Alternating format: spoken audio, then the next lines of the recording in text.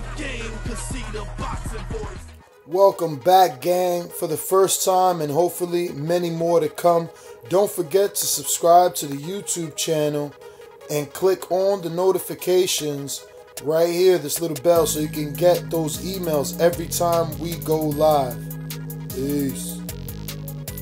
Subject just a little bit, obviously, to someone, a neighboring friend of yours, Danny Garcia, obviously knows Tevin Farmer well and yourself. We'll be doing battle with Shawn Porter, man. What do you think of that style matchup for the Danny Garcia fans? Some of them are nervous because Porter's consistent activity and just, you know, bullying style. But Tevin has it made out that that's easy work for Danny. It plays into Danny's style. He's the counterpuncher, and his power has carried up. You agree? You know, let me tell you something. If this fight would have taken place 3 or 4 years ago, I think Porter would have won. I think Danny's in a different stage of his life. He's a very smart guy. I know that a lot of people like to criticize his condition, et cetera, et cetera. I think his last 2 performances have been too part. Keith Thurman, people thought he was going to walk right over Danny Garcia. It was a really, really, really good fight. I like Danny in this fight. I know Porter's, I could be wrong, my opinion. Porter's one-dimensional fighter. All he knows how to do is just go. He has no tech. There's no technician. I don't see his IQ trying to grow in fights. He knows how to do one thing, just go and be a bully. And if you could overcome that, you got him. If Danny cannot overcome that, so then he makes that into a fight. But I do believe Danny is a smarter fighter. I do believe Danny's the bigger puncher. And I'm riding with Danny, not because he's from Philadelphia or because he's Puerto Rican. I think that Danny by far is the better fighter. So, do you think that we'll see some head bunts? Will we see Danny kind of do? Is this fight going to play out like the Matisse fight? Would Danny just use the clinch, like punch and clinch? I believe in, yeah, style make fight. And when you fight Porter, sooner or later, it happens. You got to grab him because he's always with his head on your chest. He brings it up. He tries to mentally disrupt you, which that's his game plan. Yeah, I mean, it happened with Billy Dib, right? Tevin, you saw what Billy did there. He knew he couldn't beat Tevin from the outside, so why he just started grabbing, you know, hitting him with the shoulder, putting the head under his chin. You know, I mean, he tried all tactics to try to mentally disrupt Tevin. I think that Porter's going to do the same thing because I'm pretty sure we all know Danny is the most sound and technical fighter. So Porter has one thing to do. Let me see if I could get in his brain. Let's see if I could get him out of his game plan. I don't think he can. I think that, like I said, 3 or 4 years ago, maybe he was able to. Not now. Danny's very mature.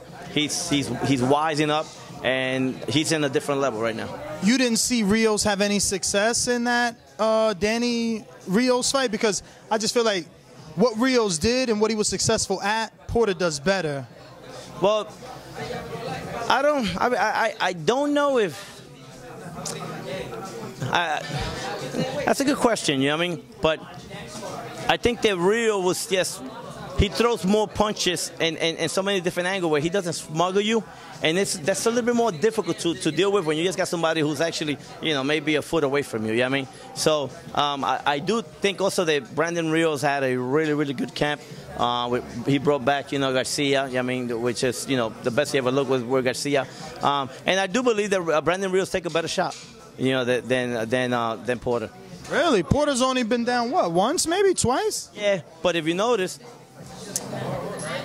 he was down with AB, right? 12th round. Okay, so doesn't make a difference. He was down, you know what I mean? And he's never, listen, we haven't seen how good he could take a shot because he's always smuggling your shots. What? What about he got 2-piece by Keith Thurman. That replay is all over Showtime, and he didn't go down. It was just like. I don't think Keith Thurman is as strong as a lot of people make him to see. One time? Yeah. The one time was good. Let's be honest, right? The one time was good.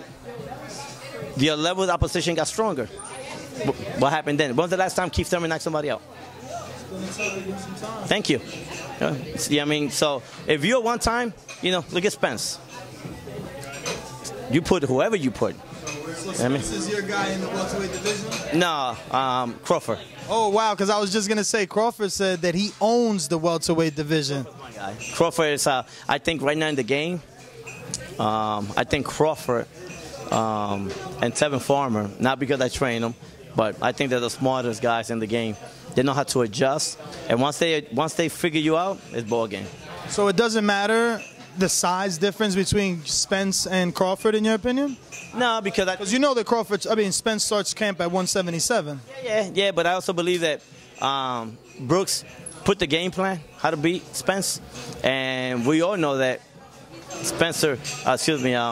Crawford is a way better fighter than Brooks. I mean, in all angles, you name it. I mean, so that's my dude. No disrespect to Spence. Spence is a true champion. I have a lot of respect for him as a fighter. We all pick. I'm pretty sure, you might ask him who you think they might win from Davis and Tevin. He's gonna say, oh, you know what, Tank. Okay, but that's his opinion. I have to respect it. My opinion, I think. I said it since he was 140, when he was camping at 140, when Crawford moved up to 47, give him 2 or 3 fights so he could build into that weight class the way a true welterweight. He's going to sweep that division. And, I don't even think his toughest fight is going to be Spencer. I think his toughest fight for Crawford is going to be Thurman.